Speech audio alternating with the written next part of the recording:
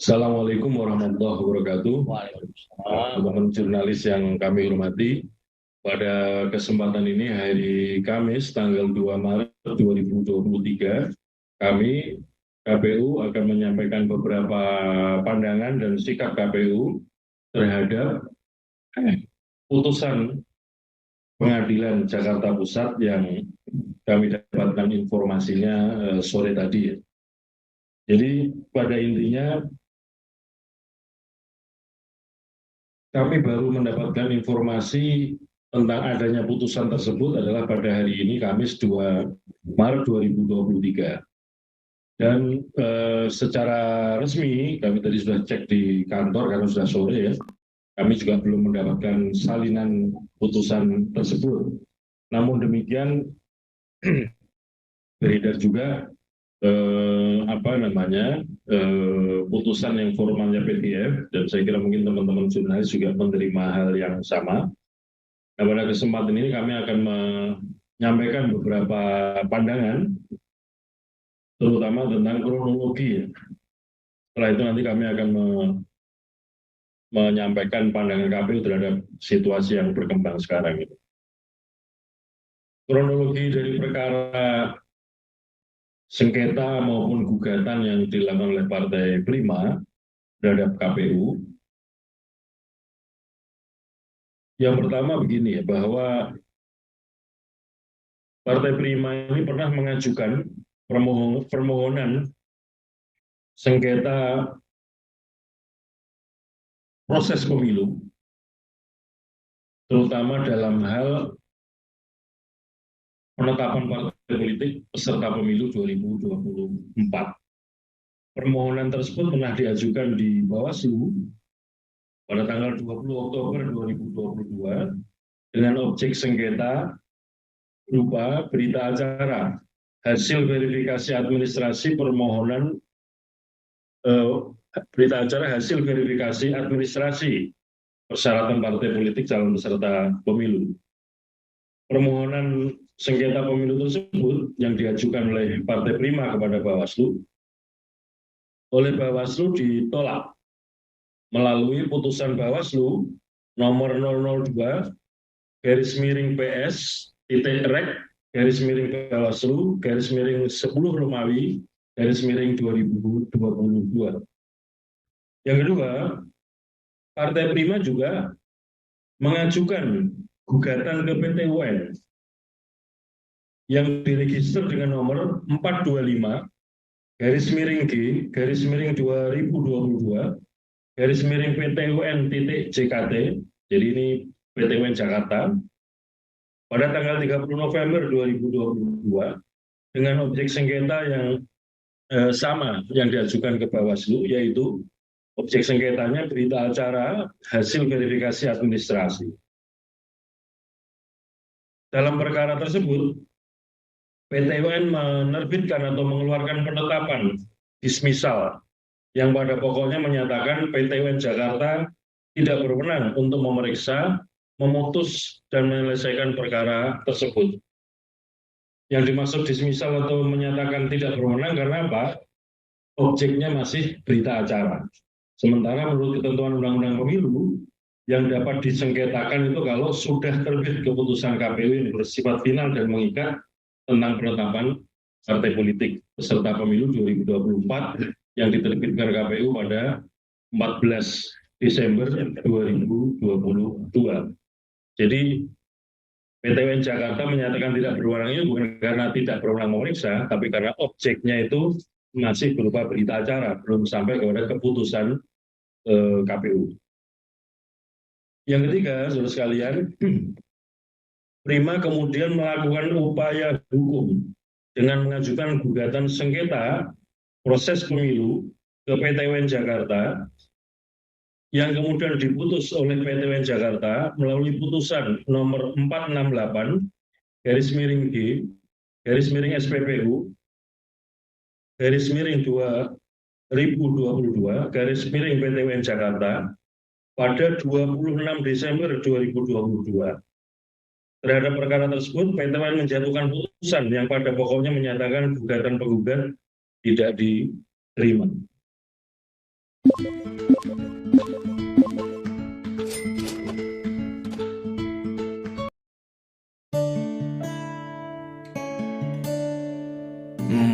apa tuh? Mau dari mana aja? Kemudian upaya hukum yang keempat yang dilakukan oleh Partai Prima yaitu mengajukan upaya hukum dengan mengajukan gugatan perbuatan melawan hukum yang sekarang ini sedang kita bahas karena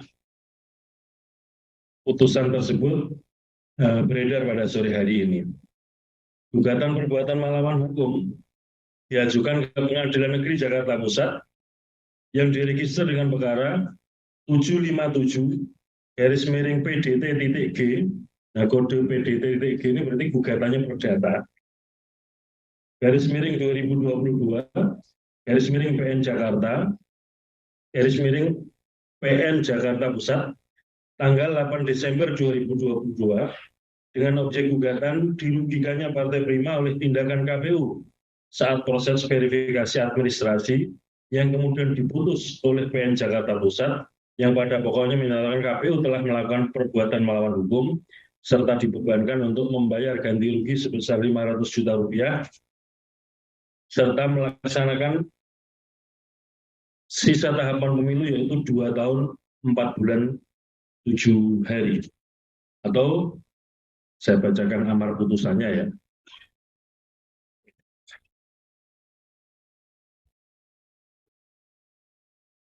Nah,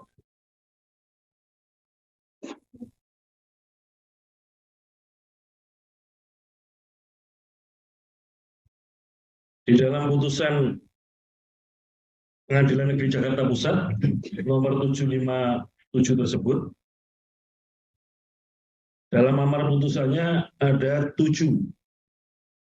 Yang pertama adalah menerima gugatan penggugat untuk seluruhnya. Yang kedua, menyatakan penggugat adalah partai politik yang dirugikan dalam verifikasi administrasi oleh tergugat. Kemudian yang ketiga, menyatakan tergugat telah melakukan perbuatan melawan hukum dalam hal KPU yang dinilai telah melakukan perbuatan melawan hukum. Yang keempat, penghukum tergugat KPU membayar ganti rugi material sebesar 500 juta rupiah kepada penggugat. 5, menghukum tergugat untuk tidak melaksanakan sisa tahapan pemilu 2024 sejak putusan ini diucapkan dan melaksanakan tahapan pemilihan umum dari awal selama lebih kurang 2 tahun 4 bulan 7 hari. Saya ulangi lagi ya. Amar putusan yang kelima, menghukum tergugat untuk tidak melaksanakan sisa tahapan pemilihan umum 2024 sejak putusan ini diucapkan dan melaksanakan tahapan pemilihan umum dari awal selama lebih kurang 2 tahun 4 bulan 7 hari. 6. Menyatakan putusan perkara ini dapat dijalankan terlebih dahulu secara serta-merta. Kemudian yang ketujuh, menetapkan biaya perkara dibebankan kepada tergugat sebesar 410.000. Nah, terhadap amar putusan ini yang kemudian memunculkan pertanyaan ya, terutama angka 5 dan angka 6. Kemudian dikesankan bahwa dengan begitu Pengadilan Negeri Jakarta Pusat memerintahkan pada KPU untuk menunda pemilu. Dalam arti ini di stop dan kemudian mengulang dari awal.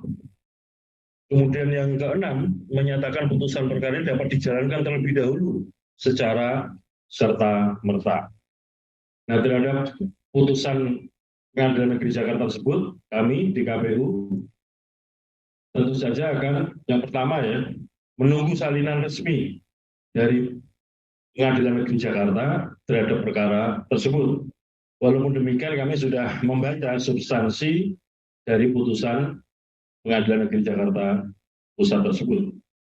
Nah, yang kedua, bila memang demikian halnya, kami di KPU ya, internal KPU sudah rapat membahas substansi dari putusan Pengadilan Jakarta Pusat ini, dan kami menyatakan nanti kalau sudah kita terima salinan putusannya, kita akan mengajukan upaya hukum berikutnya, yaitu banding ke pengadilan tinggi. Dengan demikian, nanti kalau kami sudah bersikap secara resmi dalam arti mengajukan upaya hukum, perlu kami tegaskan bahwa KPU tetap akan menjalankan tahapan-tahapan pelaksanaan atau penyelenggaraan pemilu 2024 ini. Mengapa penting kami sampaikan?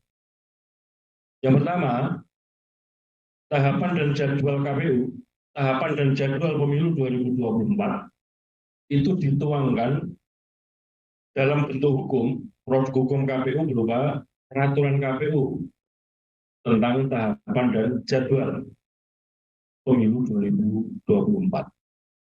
Nah, putusan ini tidak menyasar kepada peraturan KPU nomor